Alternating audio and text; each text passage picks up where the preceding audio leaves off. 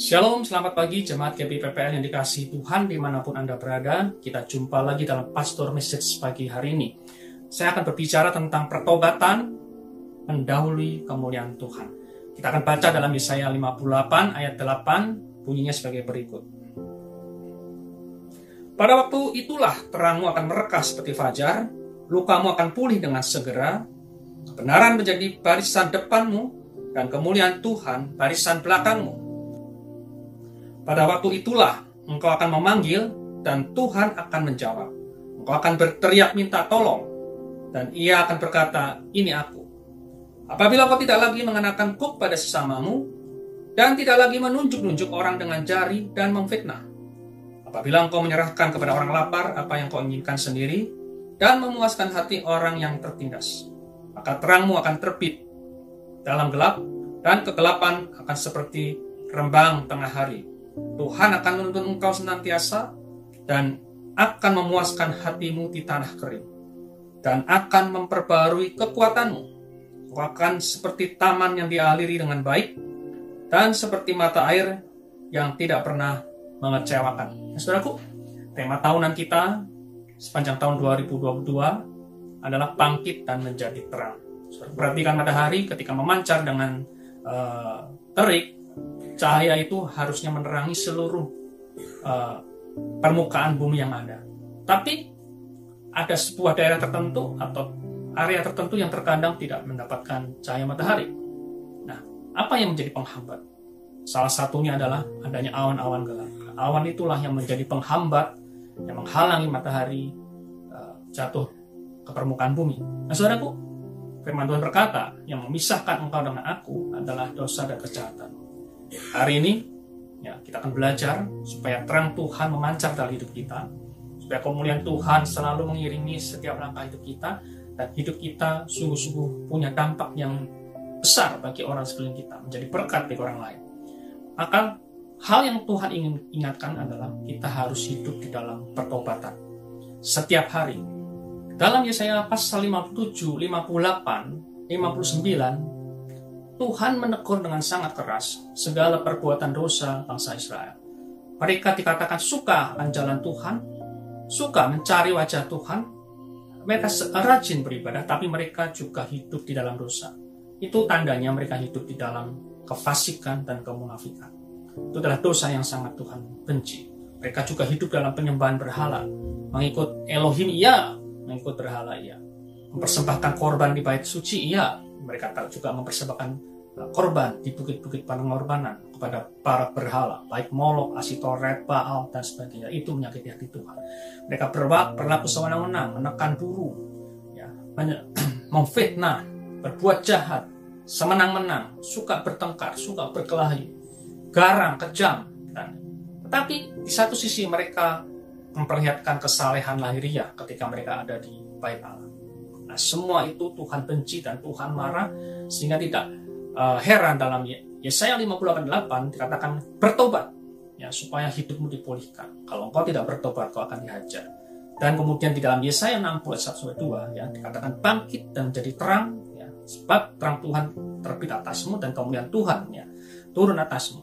Nah, mengapa dikatakan bangkit dan menjadi terang? Karena bangsa Israel tidak hidup di dalam kebenaran dan kekudusan, tidak memancarkan terang dan kemuliaan Tuhan dalam hidup mereka. Padahal destiny yang Tuhan tetapkan atas mereka adalah mereka menjadi umat pilihan Allah, menjadi sebuah bangsa yang berkerajaan, yang para imam, dan mereka akan menjadi berkat, dan melalui bangsa Israel Mesias akan datang. Tapi mereka gagal. Mari saudaraku yang kasih Tuhan, kita harus meninggalkan segala perbuatan jahat kita, perbuatan dosa kita, dan berbalik kepada Tuhan.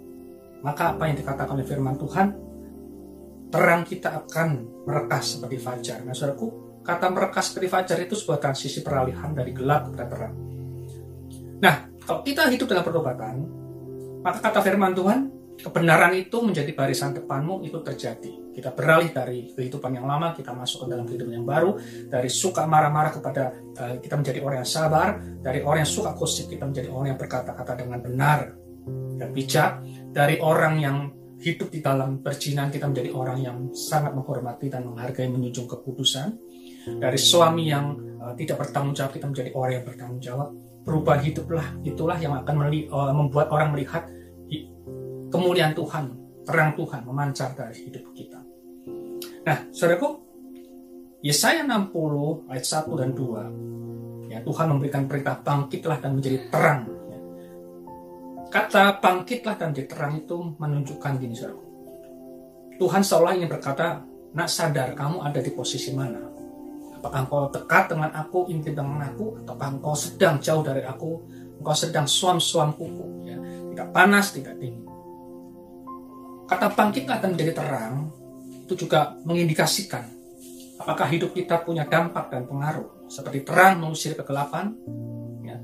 Demikianlah apakah hidup kita membawa dampak, membawa orang-orang dalam kegelapan yang tersesat menemukan jalan dan menemukan Kristus dalam kehidupan mereka.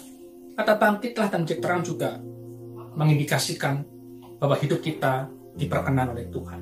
Nah, perkenanan Tuhan akan membawa kita menemukan hal-hal yang ajaib, ya, supranatural, sekalipun dalam keadaan terdesak, terpepet, tapi selalu ada jalan keluar. Kata Paulus, aku tertindas tapi tidak putus asa. Ya, aku terancam bahaya, tapi Tuhan meluputkan aku. Selalu ada penjagaan dan pemeliharaan.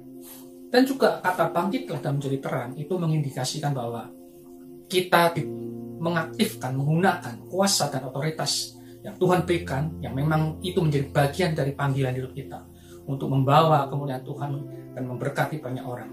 Sakit, ya, kehadiran saudaraku memberikan kekuatan dan penghiburan. Ketika saudaraku menumpangkan tangan, ada impartasi kuasa. Yang mengalami jalan buntu putus asa, mereka menemukan pengharapan dalam Kristus. Semua itu diawali dari hidup kita dalam pertobatan dan kemudian kita masuk, ya, lebih dalam lagi, lebih intim lagi, menyatu dengan Tuhan, manunggal dengan Tuhan. Ya, aku di dalam kamu, kamu di dalam aku, kata Tuhan Yesus. Maka tidak heran dalam hidup kita akan memancar aliran-aliran kehidupan yang memberkati banyak orang yang bersentuhan dengan hidup kita. Dalam Yesaya 61 ayat 1, firman Tuhan berkata, Roh Tuhan Allah ada padaku, oleh karena Tuhan telah mengurapi aku, Ia telah mengutus aku untuk menyampaikan kabar baik kepada orang-orang yang sengsara dan merawat orang-orang yang remuk hati, untuk memberitakan pembebasan kepada orang-orang tawanan dan kepada orang-orang yang terkurung kelepasan dari penjara, untuk memberitakan tahun rahmat Tuhan dan hari pembalasan Allah kita, untuk menghibur semua orang yang berkabung. Itu akan terjadi dalam hidup kita kalau kita hidup di dalam pertobatan, kalau kita mengerti destiny kita, kalau kita adalah terang, kita adalah anak-anak terang. Kalau kita hidup memancarkan kemuliaan Tuhan, maka tidak heran kebenaran itu menjadi barisan depan kita dan kemuliaan Tuhan menjadi barisan belakang kita. Maka Yesaya 61 itu akan digenapi. Hidup kita sungguh-sungguh menjadi garam dan terang dunia di tengah kegelapan dunia yang semakin hari semakin bertambah jahat ini. Tuhan Yesus memberkati kita semua.